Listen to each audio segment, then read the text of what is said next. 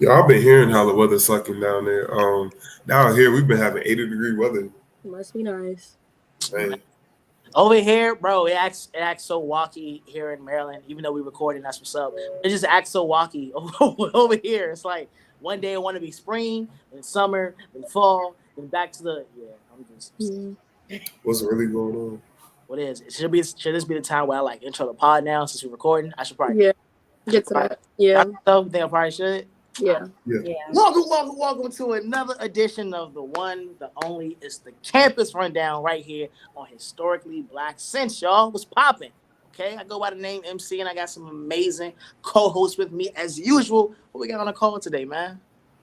What's up, y'all? It's your girl B Brooke coming from the biggest, the baddest, the boldest HBCU, Bowie State University. Know the vibes.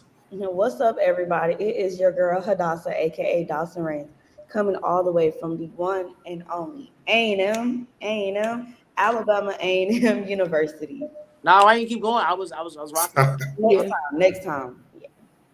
listen, we coming from Big Blue Bear Pride, Livingstone College, and everything. What's up, everybody? My name is Darion. Good seeing y'all. This how you do it. This sound this. Oh, you got the whole. Oh, okay, big, yeah, big, Yes, big. sir. Child Livingstone. Listen, man, how y'all feel? I mean, y'all good? I just finished eating. I got the itis slightly, but I'm good. Oh yeah, that brother got about 20 minutes. No, for real? That brother got about what you eat? What you get, brother? Nothing too crazy. Like, you know how cat food be. So it was like, chicken parmesan, some vegetables, and like some Powerade. Yeah. Try to get the diet right. Some bodies be made in the wintertime. Gotta keep it consistent. What color Powerade? What color Powerade? What? Blue. Oh yeah. That's Best the one. That's the only one. Y'all got anything popping on campus that's been happening as of late? Just probate season, campaign season, honestly. Yeah. Same old. We got I was like, campus. Go ahead, Derek. Oh yeah, I was about to say like Bedfest we just got the lineup of Bedfest coming up, so it's gonna be from April 8th through the 14th. And they actually came out different this time. We got the talent show, we got a gospel choir coming up, silent headphone party. Ooh. We got a chaos party too, so it's like all the Greeks having a cookout on our plots and everything. Then we got a bowling party, and they're gonna crown the new Mr. and Miss Livingstone. As the headphone party, did they say who's doing it? Like Live Life Headphones or what company? Like, what do you mean? Like it's usually is it like y'all got the headphones yourselves or it's another company coming? Because it was no, we they provide us the headphones. Gotcha. So it'll be like 4 radio stations, different colors and stuff like that. That's all right. They say what artists? They had the artists. Do I have a favorite artist? No, I'm saying, do they have an artist? Like, did they say you got an artist coming through or? Nah, it's just silent headphone parties. But the DJs be jamming though. Ja. Straight vibes all the way through. Ja. I know over here we got Kappa probates tonight. Sigma probate was last night, and then of course, we gotta say the best for last, man. Thursday, I'm a great granddad. Thursday. You know what I mean? Hey, congratulations, me too. April 7th. Great, listen, the great granddad. At this point, it's like, yeah, I'll put y'all at the front. Y'all got that. I'm just throw my sign up and keep it pushing. I'm getting old. Yo, B Rook, you want to take it? What we doing? Oh wait, I'm doing a mental health check. Okay, so yes, it's only like 18 episodes in. Yeah, it's something new. This episode is gonna be too funny. Yes. Okay, y'all. Anyways, let's act like that didn't happen. But how's everybody feeling today? We're gonna hit it with the mental health check. I'm gonna start off. I think today I'm feeling like a 7.5, 8. Like I'm just like very chill today. The weather has kind of been like so I'm just kind of cooling. I think. Yeah. Hadassah? Right now, like in this very moment, I'm like a 7 or 8 because the weather is like, oh girl, get back in your bed, take a nap. But I got internship opportunities, so I'm at a 10. So the girl has like 3 internships. Big blessings. One is working in Congress, so I'm just excited about that, but I'm not going to say too much about the others. So yeah, other than that, I'm doing pretty good. That's good, period. Yeah, I was like, besides fighting for my life with these allergies and everything, like I'll never take breathing out my nose for granted again. I'm a 9. Like what's the call it? I had my Sigma-versary yesterday, and it was just good vibes all the way through. So shout out to the Sigmas and everything, you feel me? 2 years into the fold. And then my new boys come out April 7th. So I'm really excited for them too. And then just, scholarship, honors convocation coming up. So I'm excited to be awarded and recognized for like all my hard work into it. For dang sure. Congratulations, brother. Congratulations. For me, man, like I said, I got great grands on the way come Thursday. I did the panel with Lady London and the Def Jam and RCA Records. That was really dope. So I'm in good spirits about that, waiting on that footage. Work-wise, everything is well. Home is going well, man. I'm blessed. Y'all know me. I don't complain. But yeah, I'm doing good. I'm doing good for real. Everyone went. I know last time I skipped. I'll listen. I'm trying to make sure everyone went. We good? Yes. We're good. All right, bet. It's time to part. Before we get to the main topic, and we're talking about the art of professionalism when it comes to HBCUs. Before we get to that, we got to pull a confession up real quick just to talk about what folks is going on in the streets. Can we pull it up? Oh, excellent. All right, so well, this week for our HBCU confession, my girlfriend doesn't support my goal of pursuing acting and modeling on the side of working full-time and working towards my BA degree. I love her to death and just want her support. So I want to ask y'all, right? When you find yourself in a situation of you really love this person, you want them, but say they just don't support a dream of yours, whether it's acting, whether it's whatever side hustle you have, whatever your degree choice may be, like whatever the case may be, you got something you're really passionate about, but they don't support you. What do you do in situations like that? To be honest, if you're gonna be with me for like if you're gonna be on my team, be on my team in all aspects. It's like not saying you gotta act like for better for worse like in marriage, but just be a partner. So seeing someone who you go 100% in and they only giving like you 30, it's a red flag. I agree. Can you repeat the question again one more time, MC? What do you do in that situation when your partner doesn't support whatever your dream, aspiration, goal may be? What do you do? Then leave. Get that. Then leave, or either if you're deeply passionate about your partner, or if you think that there's potential that it can work, then definitely communicate that frustration or that how would I say this? How you feel to your partner, and if it doesn't change over time, then leave.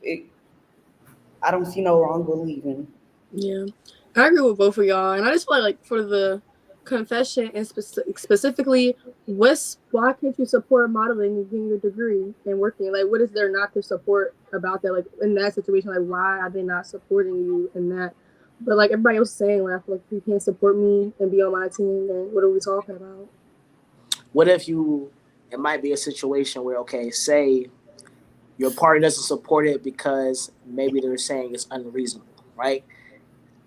Is there like a fine line between maybe they might be right, especially if you feel like they know you've been with you long enough? Maybe they might be right and maybe you should rethink it, or is it still like, no? Because sometimes you may be on the ledge and they trying to get you to see like maybe you're on the ledge for it. I think that if this is something that you're passionate about or something that you're trying to figure out yourself, they should at least try to support it instead of turning it down. Either way it goes, that's like me saying, oh, I want to go into being a full content creator, but my significant other doesn't support it and they think that it's not realistic, but you have to trust the process. Things don't happen overnight. Yeah. I always like appreciate like a different perspective and everything. Like, it's nothing wrong with that, but like don't try to downgrade or demean like something that you're passionate in and everything, because everybody got a purpose. So why would you want to depress on off of their purpose with something that you're not even living through? Like, you still two individuals at the end of the day that just come together in a relationship. So it's like, respect each other's boundaries and just think about how to support your person the best way you can for it. Right. Have you ever been with somebody who wanted to do something and you didn't really support what it was they wanted to do? No, I don't think so. Not for me. Like, I've dated someone who was in the entertainment industry. Like, she's a dancer, and so like I get it. Like, she got a lot of attention on her and everything. Like, Like she does like ballet, like she did hip play basically. It's like this real big trend in Chicago, which is like hip hop and ballerina dancing together and everything, right? So because it was such a trend, it was like all these different people who were like looking into like getting her attention and stuff like that. And it was just really like a conversation, like giving trust and having a conversation and everything. But at first it was like off put because it was like, whoa, who are all these people? All this attention on you and everything. So yeah. Is there any job or profession that if your significant other is in, you can't support, or you can't be with them? I feel like Military. Military? Military? That's reasonable. Wait. Are you saying that if your significant other was in the military, you wouldn't support them? I mean, I would support them, but I wouldn't like date. I've been like, you couldn't be with them? Like, nah. I was in the military, so I know, like, I'm like, that's cooked. I'm sorry, I can't deal with that lifestyle. Because I'm a person who need my person in front of me, you get me? So it's just about distance for real. Yeah. I know for me, I feel like as long as you're not doing nothing like crazy where it's going to send you to jail, then make your money. Bruh, don't. So if your significant other is an adult actor, you're going to be with them. Personally, like, that's what I'm personally. Stop capping, bro. Stop capping. But okay, personally, no, I'm not knocking that nobody do like anybody who does that. But personally, no, because like at the end of the day, like what you do, if we together, then that kind of falls on me. Like I take that into, but it's just like I don't do that, so I can't carry You about gotta do you. it, but they just won't do it. So what if they bringing in like $3 million, $4 million a year? You know what I mean? I think we're gonna have. I don't know. That's a hard one. Like that's hard. Gary, could you do it if your significant other? And this is way off topic. We're gonna get to the main topic. Well, if your significant other is an adult actor, could you? You know what I mean? They bringing in real bread, 4, 5, 6 mil a year. Could you? You know I'm selfish. I ain't gonna lie. I'm selfish. It only better be me. That's all I gotta say. Yeah. I wish Dawson was still on. I asked her. That's cool. She won't come back. But hey, man, listen. So for those y'all watching, if your significant other, there's a job that you couldn't be with them if they did it, let us know. Adult actor, military, let us know, man. Just let us know. Let us know. But no. So the main topic we wanted to get to is college. Oh, Dawson, great. I'm back. There was a ghost that kicked me off. I don't know what it was, but it was technical difficulties. Real quick, but before we leave this topic, if your significant other was an adult actor, could you stay with them? If they were a what? An adult actor. Can you elaborate on adult actor? Like an adult actor, like they make X-rated films. Adult actor. No, because that's not something that I stand for individually as a person, and that's not something that I would like to be associated with. Yeah, that's what I said. I said the same thing. Could you be friends? Could y'all be friends with somebody who's in the? Yeah, I could be friends. Yeah, from a distance. Got it. I don't care what you do in your downtime. We can be friends. It's not bothering me. Type of stuff you watch from a distance, okay? I ain't watching nothing. The power of Christ compels you. I'm like, they try to holler at you. I've been like, hey, yo, support this person's business and everything. So, you feel me? I'll play word of mouth. Yeah, I'll tell some people. All right, so since we're speaking of support, I feel like this just segues right into our topic of college student professionalism, right? So when it comes to being a college student, as we know, it's the transition of going from high school or wherever you're coming from into becoming a full-fledged adult in the business world, whatever your job or profession is. When it comes to your schools, right? And I know I've heard this many times where HBCUs, we have a stigma sometimes of not being about business, not being about setting our students out to be professional, but more so just being about partying, drinking, going to hoopla, XYZ, the plot, still, whatever the case may be. Do y'all feel like you have experienced that in real time? Like folks calling your school a party school or whatever the case may be? I have some, it's not funny, but like literally, I'm not going to say who said this to me, but it wasn't to me, but it was for me. And it was basically like saying people just go to Bowie State just to say they got a degree. And I was sick. Yeah, I've heard that. I was sick. So yeah, for that end part of your question, that part, yes. I'm just like, I mean, what's wrong with Bowie? And I feel like other people have said that about other schools as well, like not just Bowie, but it's like, why you gotta downplay one school like because you feel like it's not as big as like another school? Right. Yeah, I'm not gonna lie. Like being honest, I want to go to a party school because I know I got discipline. So I always like I know I'm gonna take care of my business, and then if I wanted to like enjoy myself, all the homework I did, all I knew how to was just to go outside. But Yeah. I'm not gonna lie, like Livingstone have been doing more positive than negative. So even though it'll be a stigma for HBCUs and everything, oftentimes that's not the case. It's just like we know how to do really good events. I will say that about HBCUs. Like when we do party, it be a party. You know. Mm-hmm. That's facts. Heavy on that. I've never experienced about anybody calling out my school, so What are some stigmas y'all have just heard about HBCUs in general that maybe when you actually got to your school, you realize, oh, this is cap. Like, it's not true at all. Like, I I know. believe all colleges is ghetto. I'm not gonna lie, because I came from a PWI into a HBCU, and I'm everybody like, got their own ghetto. yeah, and everybody, we all struggle the same. So it's like college in general is ghetto, but a lot of people will tell me that going to HBCU is ghetto, especially compared to PWI. But I'm like, that's neither here nor there, because you go to one PWI and they got the same thing as an HBCU. It's all about perspective. Yeah. I think wait, can you repeat the question? It is sorry. There's any stigmas that you maybe heard, not necessarily about your school, but just about HBCUs in general, that once you got here, you realize it's not true. I know a lot of people just say like HBCUs like they don't offer any support like the university itself, but I just feel like it goes case by case for school. But I know like at a majority of schools, if you go looking for those resources or that help, you'll find it. It's just not going to be dead in your face. I think a lot of people expect it to be like handed to them when they need some help, but I just feel like at HBCUs, you gotta ask for it, kind of thing. It's not just going to be given to you. The stigma that I heard was that your degree isn't going to be as valued or as worth a degree compared to a PWI, and that goes for even graduate programs. Or let's say if you're going to law school, your JD isn't going to be worth anything compared to a PWI. So.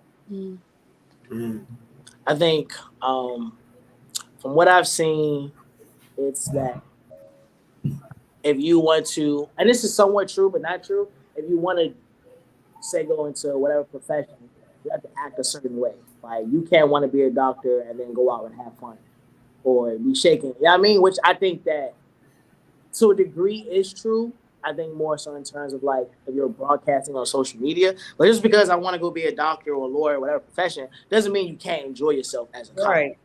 You know what I mean? Like you have your times where you gotta lock in on your books, lock in your studies, but college is all about the experience. So you're gonna experience having to be professional, but you also get to experience going to have fun with your friends and just going at whatever, Yeah.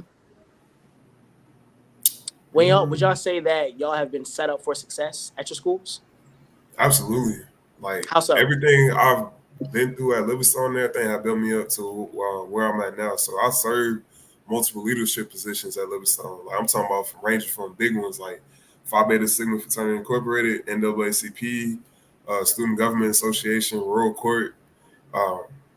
Like I said, the career readiness at Livingstone College and everything, like brought me in to make sure I had my suits. Networking was going crazy for me and everything. Put me in front of like a lot of Fortune 50 through 100 companies and everything, all because closed mouths don't get fed. Like Livingstone put me in the forefront of all these major opportunities. Okay, I can agree to Darion's. Excuse my background, but I can agree to Darion's perspective in a way. If I'm being completely transparent, there is like a 50-50 for me, considering that my university is really catered to agriculture and mechanical engineering majors, and my major does not fall in that. So I would say in terms of being active on campus, I have fulfilled many leadership roles, and I'm still fulfilling many leadership roles, like SGA, NAACP, yearbook. I'm also in a business fraternity, so that has definitely helped with my professionalism in that aspect of my life, and I'm thankful for that. But in terms of being prepared for a career in that sense, after graduation, it's just kind of just like, I don't know yet. I kind of know, but I don't know yet. So that's my take on it. That's valid. I think for me, I feel like I'm setting myself up, but my HBCU is just giving me like the platform.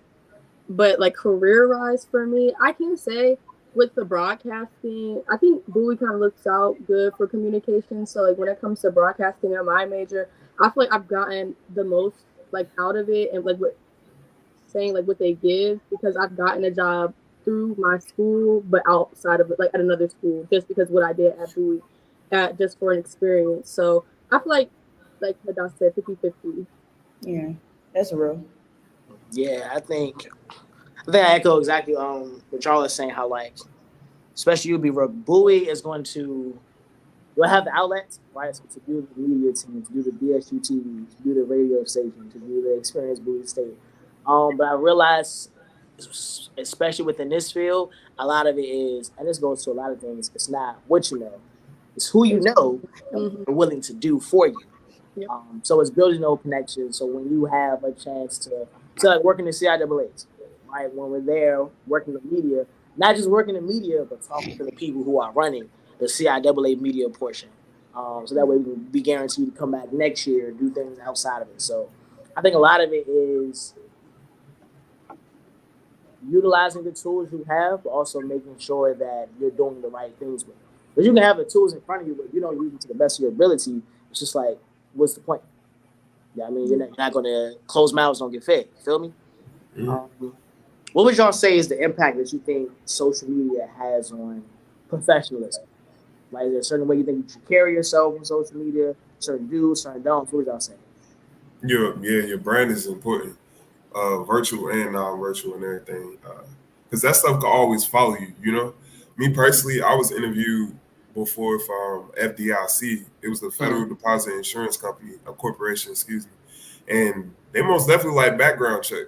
You know, the background checks don't get as serious until like they find something.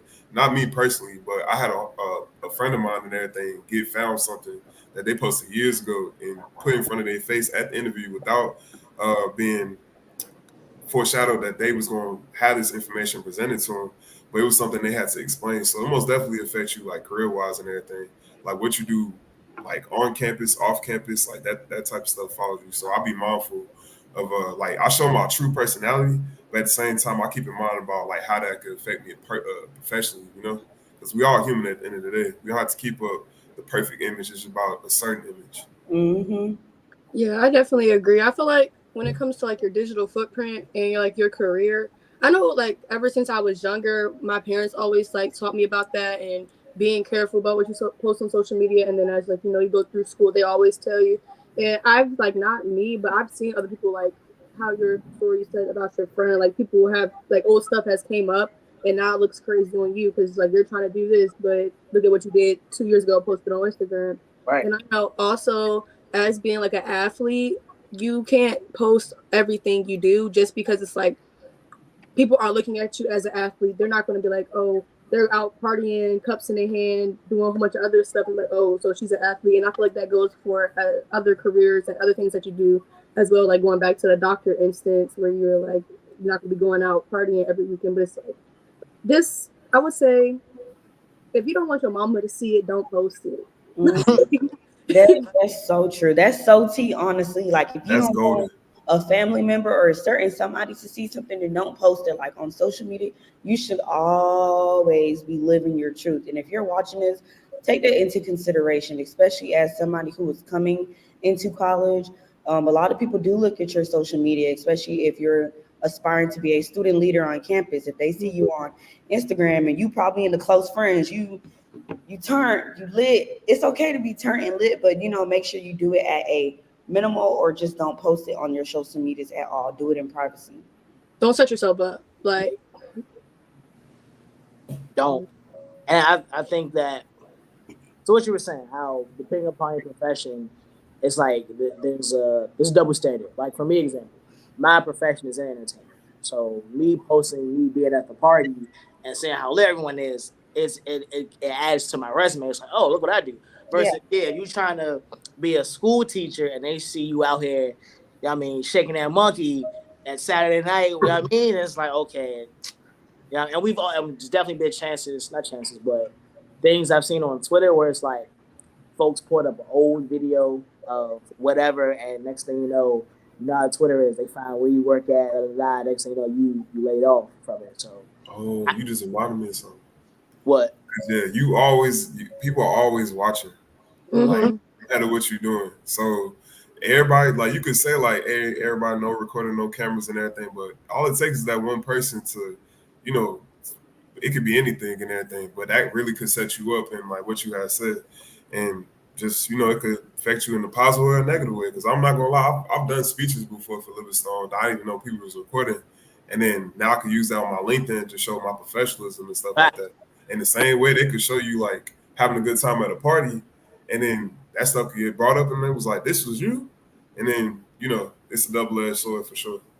MC, I want to go back to what you were saying about like since you're in entertainment, you can show the people being lit, but you wouldn't show like yourself all looking crazy in the camera, cupping your hand, doing that other stuff. You wouldn't show yourself doing that, and I just want to say like that's okay. I mean, looking crazy. Define what looking crazy is. Like just having a cup in the hand. No, okay, cup in the hand is fine. Like bottle, like I feel like what a lot of people like don't do is like they'll just blatantly post that they're doing whatever, but it's like it's ways that you can cover it up. Like I'm saying, like you wouldn't post a video of you sloppy like drinking all of that, but you no. Yeah, that's what I'm saying. Like you wouldn't post yourself doing what people are doing at the party. Like yeah, you post yourself promoting it. Oh, look at these people, but it's not like, oh, look at me, I'm looking crazy. You know what I'm saying? Well, I mean, okay, looking crazy, and that's why I asked, what is the definition of looking crazy? Like, just if I have like a cup in my hand or a drink or whatever the case may be, if I'm hosting like something that's in nightlife, then yeah. But to your point, if I look crazy, if I'm like sloppy drunk, yeah, like I'm saying like sloppy, slurring my words, or I'm falling over, or talking like crazy because you under the influence like that. Yeah, no, absolutely. I think that's with anything that you're doing. No, but yeah, to your point of depending upon what, because I am in nightlife, entertainment, depending upon what I'm doing in it, yeah, I'll even showcase myself doing it. But looking crazy, and that's regardless of what you're trying to go for, looking crazy, no. Yeah. Depending upon what looking crazy is, no. And I like what you said, Derry, about how whatever you post on social media, when somebody posts it, it's there forever. You know what I mean? So same way somebody could take a video of you sloppy drunk, they post it's there forever. The same way someone could take a video of you doing a speech. You know what I mean? And that speech could go viral, whatever the case may be. And now that could have just got you your next job. You feel me? Mm-hmm. Would y'all say that you have utilized your professors? Because we are at the time how utilize your professors. Because a lot of times where we want to go, they have already been there. Right. Like y'all have utilized your professors enough? Definitely, for sure. I utilize every single one of my professors. At the beginning of the semester, I make a strategy. I plot on them. I'll try to fill them out. That sounds kind of crazy. Okay, not in that type of sense, but I try to fill them out, get to see who they are. And of course, I try to conversate with them. Of course, it would be academic stuff or stuff relating to the course. And over time, if I do enjoy that professor's time and company and their lecturing and just their style of teaching, then of course I would take it upon myself to reach out to them and let them know like, hey, I enjoyed my time in your class. If you don't mind, would you be able to write a letter of recommendation for me? Or I try to keep in mind some of the experiences or the backgrounds that my professors have had in the past. Like some of my professors, they went to law school or they have been to other programs in which I would like to participate in upon graduation. So I'm definitely reaching back out to those professors and saying, hey, it's about that time. I'm thinking about going to here for law school, and I know that you've been here. Would you mind telling me about that school, or either writing me a letter of recommendation or reaching out to a colleague that you have in that area, things of that sort. Yeah, information is power because it's like what you said. It's the experience, the years ahead of time that they already are. Right. I mean, already started from to where we trying to go. Mm-hmm. So when it comes to like experience, like I always love to ask the question, like if you could do anything differently, what would it be? So for me, I honestly took into business administration and everything because I could have went into accounting, but I've learned better that business administration is so much more broad and it's gonna open me up to so many more opportunities. Because I spoke to the senior vice president of my internship at St. Louis Credit Union, and he was telling me like, yeah, if I could do anything differently, it'd been like change my major that was so concentrated on this one avenue, career-wise, into something that was more broad, so he could have the position that he had now. He just so happened to have, known someone in that field and everything that put him onto the senior vice president position. Yeah, I definitely agree with the both of them, and I feel like it goes back to it's about who you know, and then like what they can do for you. So I definitely utilize my professors, faculty, and staff on campus. Anybody that I think might have a little bit of knowledge or can share something with me that's going to help me, then I'm going to reach out and try to use that resource. Mm-hmm. As you should. As you should. What's some?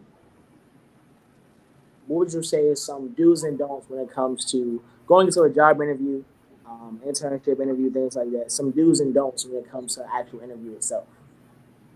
Don't try to be Follow up. somebody. Oh, sorry. No, you good. You good.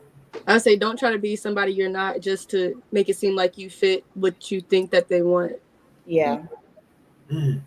I'd say follow up, because I'm not gonna lie, that's my kryptonite. But it's Facts. so essential.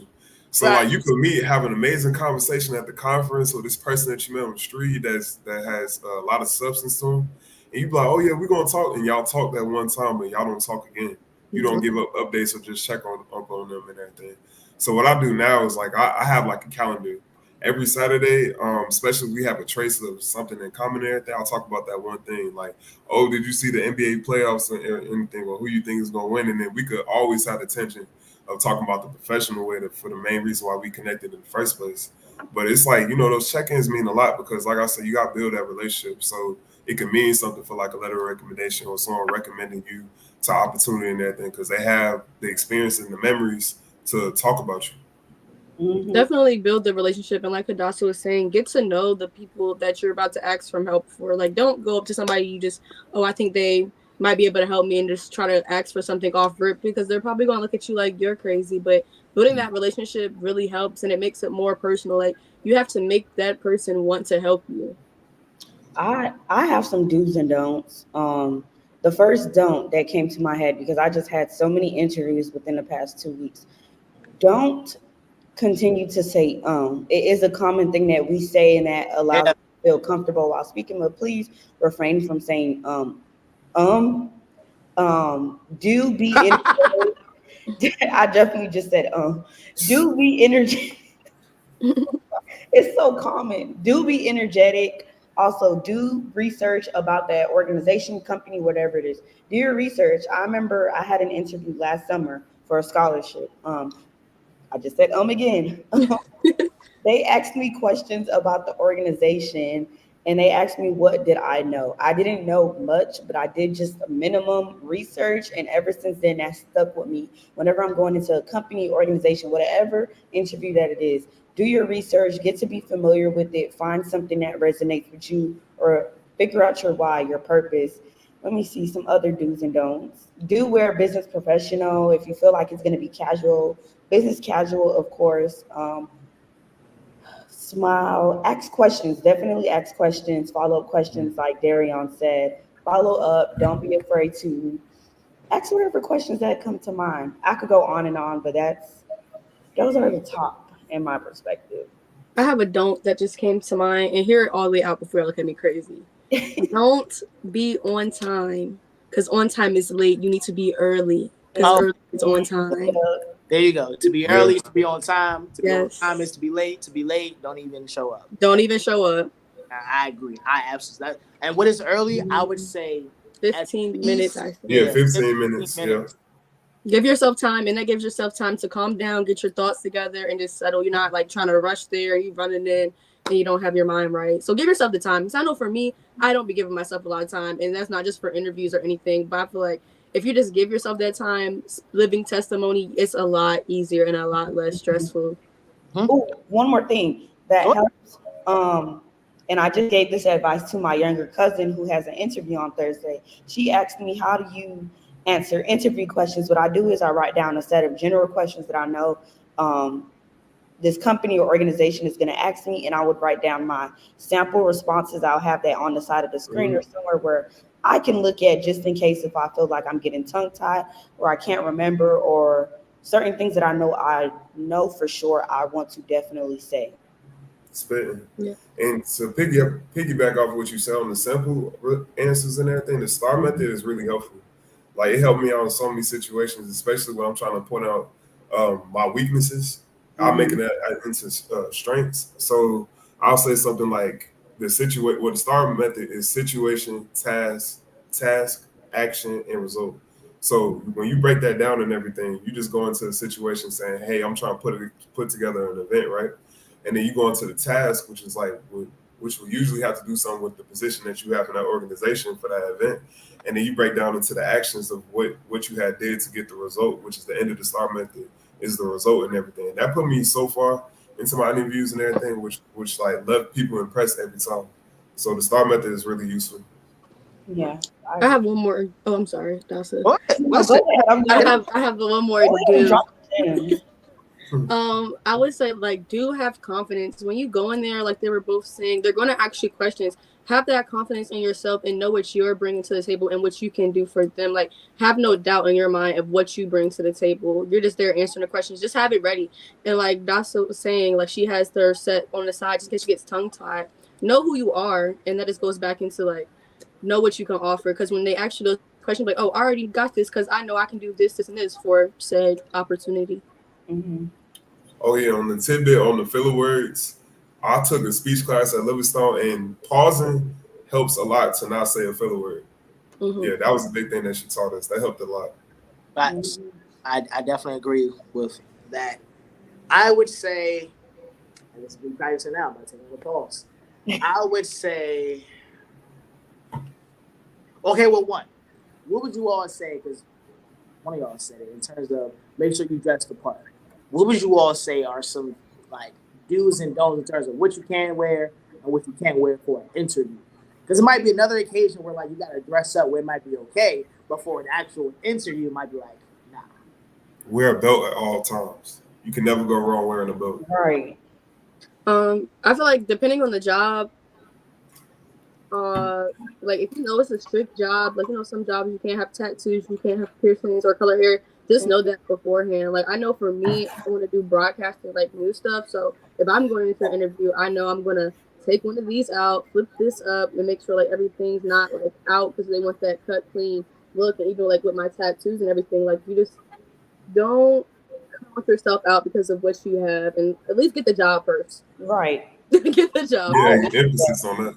Yeah, a lot of jobs may want you to be a bit more conservative. So take that into consideration. You can never go wrong with business professional. If you feel like maybe business casual is way too casual, always go with business professional. For my ladies, definitely look into blouses that do not show your cleavage area. You want to make sure that you get that covered. And like B. Brooke says, if you do have any piercings, this also goes for my fellas. Definitely try to cover it up or get a smaller stud or anything that won't be too noticeable. Yeah, and they have clear ones too. It's a way to cover stuff up and not just be like, oh, I have to take it out. Well, this is a simple thing, but you always emphasize your personal hygiene. Teeth Facts. clean, smell good, socks clean because no one want to smell your feet, you know, while you walking around the building. I mean, making sure you well grown. Get that clean cut because no one want to see you like, you know, I love my curls. I love my naps, but it's like, you know, it don't hurt to get like a tape up or a shape up, you know? Yeah. Don't be out here wearing no white socks with black shoes. Don't do that. Michael Don't Jackson, do that. Bruce Lee. Yeah. Don't do that. And I've ladies, heard that. Go ahead. Sorry, I say, and ladies, if you're gonna wear heels, please make sure you can walk in them. If Right. you can, If put the flats on. It's don't get them kittens either. If you No. can't really walk, just go ahead and wear flats. I do recommend if you're still like kind of shaky on heels, like the thick ones that like the wedges. Those are easier to walk in if you want to wear heels. But like, don't get no kitty heels. If you can't walk in heels, don't get the skinny. If your joint is this, bro, if your heel is this much, bro, just go ahead and put on flats, bro. Yeah, put on the flats. Okay. I mean, I've been taught this, but everybody's style is different. But I was taught in my mentor group to match my dress shoes with my belt. I've heard that too. Yeah, I've definitely heard that. That's what the guys. Darian, would you say you're against wearing a turtleneck to an interview? It depends on the attire. So if it's business casual, I'll wear a turtleneck. But if it's professional, I'm gonna wear a dress shirt every time. Right. Because my turtlenecks are my go-tos. Yeah, I'm not gonna lie. I've elevated to. I don't know when the last time I wore a dress shirt. Because I don't. It's just so much easier just to throw a turtleneck on. Man, it's just but so. you forgetting about the tie though. Like the tie is so important versus when it comes to the turtleneck, because you're gonna be looking goofy if you put a tie over a turtleneck. They're gonna be like, what? Right. But that collared shirt gets you places. No shade to the I promise turtleneck. you. Like, ask everybody at Livingstone, bro. I used to hate being in like jeans, dress shirts, dress clothes, and all that. But like I said, Livingstone brought me up to being a person who always putting that suit on. You know. Yeah. So it comes with the territory, especially like working in corporate areas and everything. Like, I used to hate always putting on the suit every day. But like, a suit with the turtleneck is just a different kind of feel. It's so comfortable, like turtleneck just you might as well break into it. Said turtleneck gives what? Like prom or going out to dinner. Like, no shade to the turtleneck. I like turtlenecks, but like they just gives like, I'm about to go to prom or I'm about to go out to like dinner. Nah, I get that collared shirt get you there. If I get the brown suit, bro, with the dark green turtleneck, bro, that's fly. You can't tell me that's not fly. It is fly. Some people don't care about swag, King. They just want to see you in that uniform. No, you're right. You definitely right. I've just gotten so used to the turtle. Like, I don't wear the chain, of course, but I just gotten so used to the turtleneck look where it's like, I don't really don't remember the last time I wore a button-up shirt. Dog. Not the chain. If you're gonna wear a turtleneck, you might as well wear a chain. I mean, no, I'm not gonna wear it to an interview. I'm not gonna wear it to an interview. On Thursday, I'm wearing that. That's the outfit. Oh goodness. But to an interview, I'm not gonna pull out the. I would never say pull out the chain on an interview. Absolutely not. I wouldn't. Temptation be me though. I'm not gonna lie, especially when I got a turtleneck on. I'll be like, "Ooh, what chain I'm finna put on?" Oh yeah, that's for sure. But to the interview, I'ma just plain turtleneck. It's just plain. Can I say one last thing? If anybody, well, I know somebody is watching, but if you're struggling to figure out what clothes or what wardrobe you can wear when you get to college, or if you're already in school, definitely go to your school's career services, have them redirect you into maybe a career closet that may be on campus where they offer free clothes.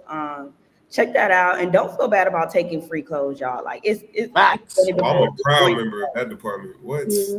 And y'all can use TikTok. TikTok has been coming out with like a lot of corporate baddie videos, like how to dress up for that business casual. So it's like, I know a lot of people probably think business casual is like, they don't like it because they think it's boring, but it's a way to spaz it up and get it to like how you like. So look on TikTok. Oh yeah, like the cufflinks or the little pocket, like you know what I'm talking about, Kim.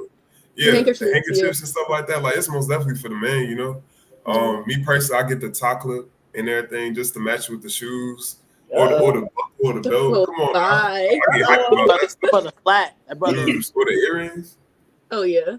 The silver earrings with the chain. I mean, wait, not with the chain, but the cufflinks. Yeah. I say the watch or a watch. Oh yeah, especially the watch. Oh, that was another thing too. Like, match your watch with your belt. Like, just look it up. It's on Pinterest. Oh, this brother fly. No, this brother fly. Yeah, y'all got my brain cranky because like brought me into knowing that stuff. What would you all say is the hardest part about trying to manage being in college while still trying, I guess, go for your career? What's the hardest part about trying to manage being in college while trying to transition to being a professional? Trying to manage the fun side, but balancing the business side as well. Delegating the time. Because I'm not gonna lie to you, I've been telling y'all I've had to do resume critiques for since I've been on this show. I had done the resume critique. I gotta set that time on. And I'm not trying to push the deadline. The deadline is like April 20th, but it's gonna get done, yo. But most definitely, it's not like I put that time away just to not be productive. I have other productive things to do, but it's all about how I delegate my time. Like, that's so important. Yeah. And being consistent even though you don't feel like it. Have that discipline. Yeah, you took the words right out of my mouth. Like, the consistency and like this is discipline to knowing like when you gotta do your stuff, your priorities and all of that. Just being able to get everything in line, I think. Honestly, y'all took the words right out of my mouth, honestly. Just really delegating time, because time is everything. Yep. I would say hardest thing, I think it is the time as well. Especially because what I do is it's like a lot of fun stuff.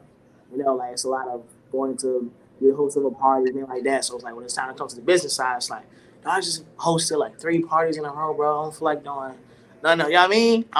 It's just managing that.